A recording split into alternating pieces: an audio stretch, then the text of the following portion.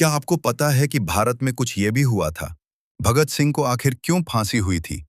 चलो इस विषय पर हम चर्चा करते हैं और आप लोगों को एक कहानी देते हैं। अपने विचारों के माध्यम से आप तक ये कहानी पहुंचने का प्रयास कर रहा हूं। आखिर भगत सिंह को ही क्यों फांसी हुई थी और उनके साथियों को और क्रांतिकारियों को क्यों नहीं? ऐसे प्रश्न मन में रोज उठते होंगे, पर कभी जानने की कोशिश की नहीं।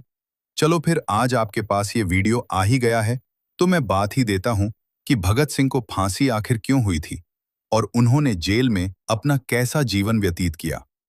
ब्रिटिश सरकार और अंग्रेजों के विरुद्ध कैसे बगावत की, ये सब हम इस कहानी के माध्यम से जरूर जानेंगे। इस कहानी के माध्यम से अंग्रेजों के खिलाफ जो बगावतें की भगाया, उनको उनके विषय में बात करेंगे। अब हम बिना रुके कहानी को शुरू करते हैं। तो कहानी तन और मन से सुनिए। कहानी को देखने का वीडियो हम नहीं बनाते हैं, सिर्फ सुनने का बनाते हैं। अगर समझ में आ गया तो अच्छी बात है। चलो कहानी को शुरू करते हैं। भगत सिंह को फांसी क्यों हुई? एक लंबी, दिल छू लेने वाली कहानी। ये कहानी सिर्फ एक इंसान की नहीं है। ये उस जज्बे की कहानी है जो आजादी के लिए किसी भी हद तक जा सकता है। साल 1907। पंजाब के एक छोटे से गांव में एक बच्चे का जन्म होता है। नाम रखा जाता है भगत सिंह। बचपन से ही उनके घर का माहौल देशभक्ति से भरा हुआ था। उनके पिता और चाचा अंग्रेजों के खिलाफ आंदोलन में शामिल थे। जब दूसरे बच्चे खेलते थे, तब छोटा भगत मिट्टी में बंदूकें बनाकर अंग्रेजों को भगाओ खेलता था। फिर आया 1919। भारत के इतिहास का एक काला दिन, जालियनवाला बाग मैसेक्रे। अमृतसर में हजारों निहत्थे लोगों पर गोलियां बरसाई गईं। उस समय भगत सिंह सिर्फ 12 साल के थे, लेकिन इस घटना ने उनके दिल में आग जला दी। अगले दिन वो खुद उस जगह गए और खून से सनी मिट्टी को बोतल में भरकर घर ले आए।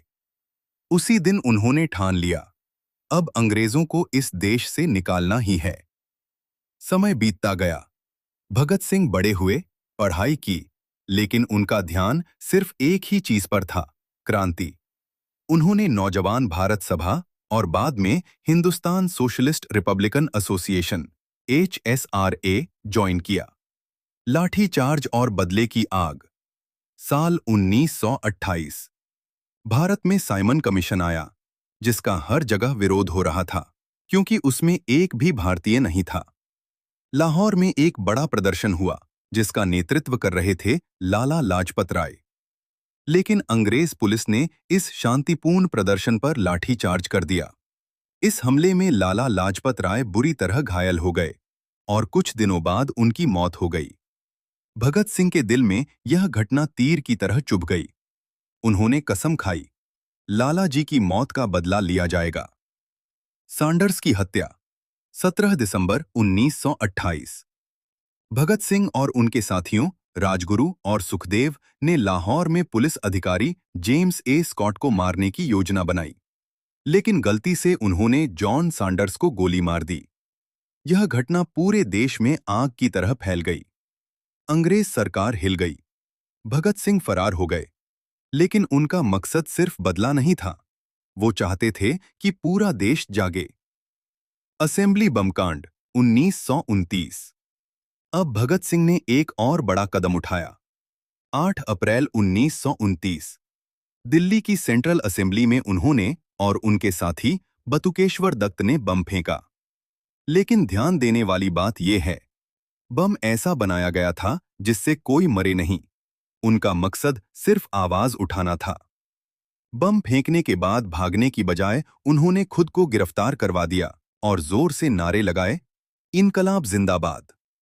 मुकदमा और जेल की लड़ाई अब शुरू हुआ। असली संघर्ष। भगत सिंह पर केस चला, सैंडर्स हत्या केस और असेंबली बम केस। जेल में उन्होंने देखा कि भारतीय कैदियों के साथ बहुत बुरा व्यवहार किया जाता है। तब उन्होंने और उनके साथियों ने भूख हड़ताल शुरू कर दी। यह हड़ताल 60 दिनों से भी ज्यादा चली। पूरा देश उनके समर्थन में खड़ा हो गया। फांसी का फैसला। अंग्रेज सरकार डर चुकी थी। उन्हें पता था कि भगत सिंह सिर्फ एक इंसान नहीं, एक विचार बन चुके हैं। अंततः अदालत ने फैसला सुनाया। भगत सिंह, राजगुरु, सुखदेव, तीनों को फांसी की सजा दी गई। आखिरी रात 23 मार्च 1931। लाहौर जेल की वो रात। कहा जाता है कि भगत सिंह उस समय किताब पढ़ रहे थे, लेनिन की जीवनी। जब जेलर ने कहा, चलो समय हो गया है, तो भगत सिंह ने मुस्कुराकर कहा, ठहरो, एक क्रांतिकारी दूसरे क्रांतिकारी से मिल तो ले। फिर वो